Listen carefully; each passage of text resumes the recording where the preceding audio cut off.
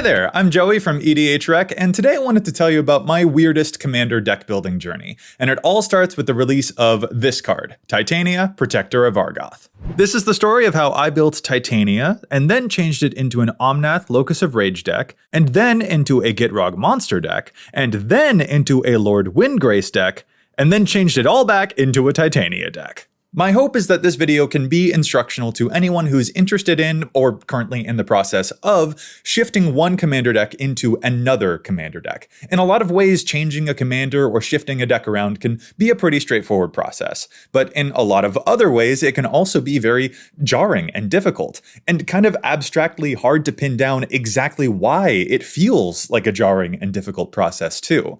I think there's a lot we can learn by doing a close examination of a deck building change. Or, in my case, a years-long deck-building transformation. So first, Titania. She came out in Commander 2014, a time when I only had 2 Commander decks under my belt, and she immediately captivated me. If you know me at all, you know that I like graveyards and I like sacrificing stuff. I'd done that a lot with creatures already, but Titania offered the ability to do it with lands. Plus, let's just be real, that Magali Villeneuve art?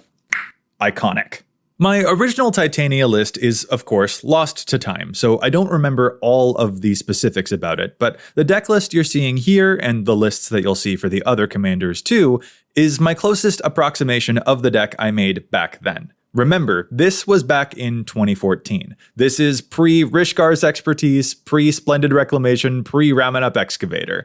Landfall decks have come a long way in 8 years. At that time, we did have stuff like Sylvan Safekeeper or Zurin Orb, which remain some of the best land sacrifice effects, but the majority of ways that I was chopping down my own lands to make elementals was with stuff like Claws of Gix or Fortitude, Overlaid Terrain, or Copperleaf Angel. Heck, when I eventually got a copy of Scapeshift, that was huge. At that point, I had one way to recur fetch lands from my graveyard, and that was my sole copy of Crucible of Worlds.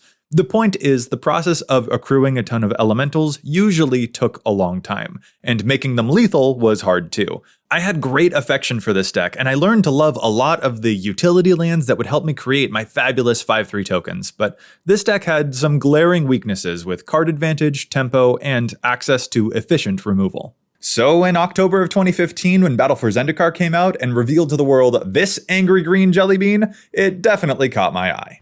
Omnath Locus of Rage is one of those commanders that walked up to me and casually punched me in the face. There is so much text on this card. Battle for Zendikar only had 5 other legendary creatures in the set, and they were not nearly as splashy as Omnath here, so he really took us all by storm. I know we all know this card super well by now, but for me at least, this card really felt like it was flipping the script on what I could expect from commander cards. I don't think I could have resisted that change at that stage. Omnath was offering to make me even bigger elementals for playing lands, not for losing lands. And Titania could still go into the 99 of that deck and create a bunch of other elementals that Omnath would use to deal a bunch of damage.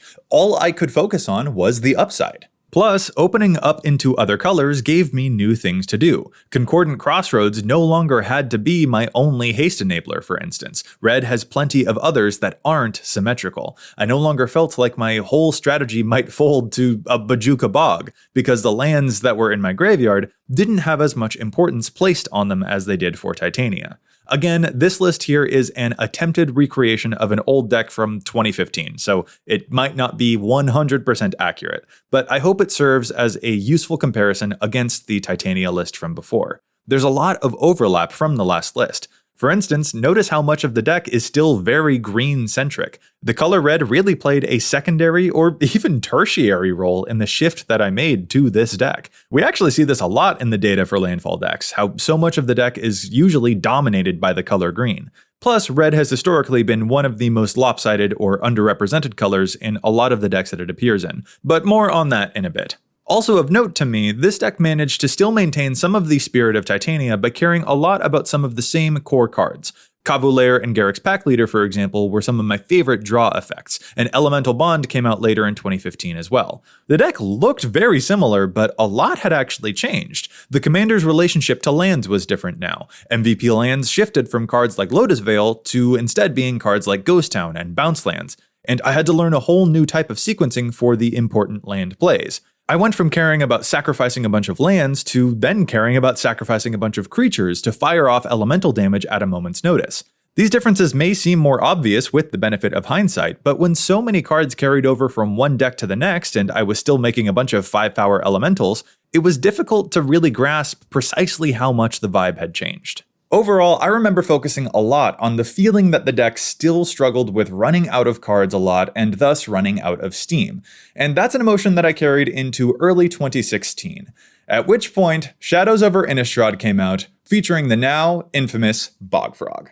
I can say with 100% certainty that I did not recognize the Gitrog monster for the monster it really was when I first saw it. All I cared about was that this card cared about lands in the graveyard, and that's exactly what had drawn me to Titania in the first place. I'd had the Omnath deck for only a year-ish, but I'd already begun to worry that its win conditions were a little linear. The Gitrog monster offered me a way to keep up on that precious card advantage, and it was a land sacrifice outlet all in itself. It felt like everything I'd said I was looking for. I don't believe that I was eager to make this shift right away. I mean, I loved the Gitrog monster, but if I recall correctly, I was actually kind of reluctant to go through with that change.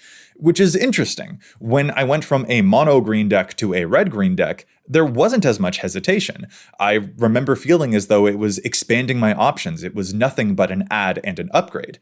But when I went from a red-green deck to a black-green deck, that felt like I was definitely closing a door. That one felt like an unmistakable shift, and therefore a bigger deal. It felt more painstaking. But I did go through with the shift, and I quickly became completely absorbed by this deck. I definitely noticed that I was more willing to play with a slightly higher density of black cards compared to the way that the Omnath deck had contained very, very few red cards at all. But even then, the deck was still dominantly green. Again, this is not an exact recreation of that old deck list, it's just my best attempt. This deck lasted for about 2 years, so more and more elaborate cards came out for landfall decks during that time. What sticks out to me about this change is, as I said before, that it was undeniably a strategical shift. Titania to Omnath didn't feel like as much of a big deal because it was still about lands and elementals, but Omnath to Gitrog was a very different step because the deck had gone from having the payoff in the command zone to having the engine in the command zone. It's not just about the colors, the whole soul of your deck changes when your commander goes from engine to payoff. Your play pattern shift, your risk analysis swaps around. This deck could constantly keep a full grip of cards without breaking a sweat. New cards came out like Splendid Reclamation, which only fed the deck and made it stronger. This deck also had access to a lot more removal, which could keep me safe or get stuff out of my way. In specific though, I remember being enamored with this commander's win condition diversity. I could make a ton of landfall tokens, as always, but I could also use cards like Worm Harvest if the graveyard got big, or use Retreat to Hagra and Ob Nixilis to dome opponents directly. Getting Cabal Coffers and Urborg was super easy to do, so I could pump out an enormous Torment of Hailfire, because after all, landfall decks don't just make a ton of land drops, they also make a ton of mana. However, around this time, I also began to notice that I didn't want to grab this deck very often for game nights, or even when playing at game stores. For one thing, Gitrog became famous for infinite combos that I didn't have any interest in playing, but that I also didn't fully understand, and therefore I struggled to communicate the goal of the deck with potential playgroups. I don't know if the community itself was unequipped for in-depth pregame discussions at that time, or if I myself was unequipped for them, but I definitely found myself reaching for Gitrog less and less as time went on because of the presumption of power that it created just by being in the command zone. And to be clear, it deserves that presumption. Like, even if I'm not going infinite with that deck, it was definitely a more powerful deck than I had intended for it to be. This is not a my playgroup is beating up on me for no good reason situation. Gitrog is absolutely the type of commander that demands a immediate response or removal or interaction from your opponents at the rest of the table, or else it will take over the entire game immediately. And frankly, I won a lot with that deck, and I don't think that was good for me, at least not in that stage of my commander playing career. Continued success with a deck can have an intoxicating way of overshadowing the experience of other players. And that is kind of an incriminating thing for me to admit, but I just don't think that I was a very generous person in the games that I played at that stage in my deck building career, which sucks to say on a camera to what I know will be thousands of people watching, but it is the truth of the matter. It takes a long time to break yourself out of that mindset and to remember to prioritize not just your own dang enjoyment and the cool stuff that your deck is doing, but to remember to prioritize the enjoyment of everyone else that you're playing with as well. And in addition to that, continued success with a deck can also have a way of overshadowing the fact that maybe this wasn't the deck that I'd actually set out to build in the first place. So anyway, there I am in 2018 struggling with what to do about that whole situation when this guy comes out. Oh, Lord Windgrace, our sweet, sweet prince. Finally it felt like things would align. Something had begun to feel a little off about Gitrog, but Windgrace offered a home for my favorite parts of Titania and Omnath and Gitrog, and all with a snazzy new leader who would simultaneously solve the card advantage problem, load the graveyard, and still make room for flexible win conditions to play with in the 99. There is a reason that Lord Windgrace is still rank number 47 amongst all of the commander decks that have been built in the past 2 years, with over 5,700 decks to his name at the current moment, even over 4 years after his original debut. There's something about Windgrace that is just quintessential EDH to me. I know a lot of folks were surprised that his ultimate effect didn't have a lot to do with lands, but I really like that extra utility. It actually feels like the exact effect that you'll want by the time that you get to it. Landfall decks have no problem with getting huge payoffs for all of their land drops, but clearing the field of all your problems so you can take over the world, that's what's up. And I also learned a lot from Windgrace about having a Planeswalker in the command zone too. Land-searching creatures were of particular importance to me in this deck because of how well they both advanced the strategy and served as easy chump blockers to protect that Planeswalker. Little details like that can really accumulate and matter a lot. Plus, the diversity of win condition remained as varied as ever for me too. I could make tons of elementals, or use big mana spells, or use black life drain effects. I'll specifically call out that Dread Presence is amazing in landfall decks when Urborg makes all of your lands into swamps. And they kept releasing newer and newer toys to play around with in this space, making red more and more of an asset to the landfall strategy. But I think that is where the story finally takes a turn. I loved playing this deck, but I didn't love this deck. Same with Omnath, same with Gitrog. I was playing powerful Magic, and I was definitely getting better as a player as a result of that, but something was off. And that feeling stayed amorphous and abstract for a while, but you know what I think actually finally made me realize what was wrong? This guy. Corvold came out, and I realized that it would actually be a better commander for my Jund landfall deck than Windgrace would be. With all the lands I was constantly sacrificing, it would draw more cards than Windgrace, and it was also a win condition too, not just an engine. And that is the moment that I stopped. I'd gotten so used to changing this commander to the new, more powerful one that I felt an immediate automatic impulse to switch to this new one.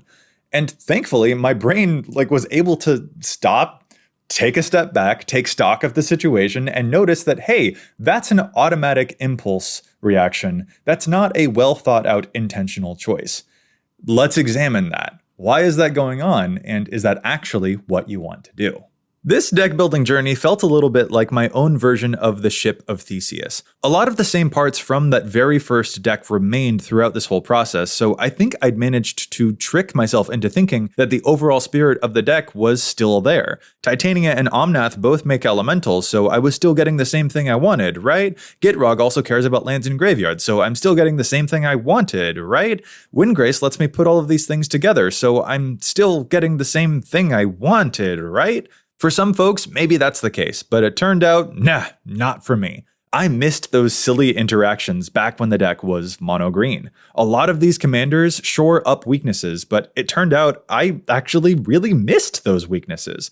So I decided to try switching things back to Titania, and holy crap, the difference was immediately noticeable. Titania offers one of my favorite styles of gameplay. She asks you to dance on the knife's edge. She dares you to take a risk. No risk, no reward gameplay is my favorite way to play. Put it all on the line. Sacrifice all of your lands to get a lethal army. If you try to only go halfway, you won't have enough gas to take everyone down. You can't afford to hedge your bets or pull punches or wait and see if you can set up a fallback plan. You have to find the right moment and go all in.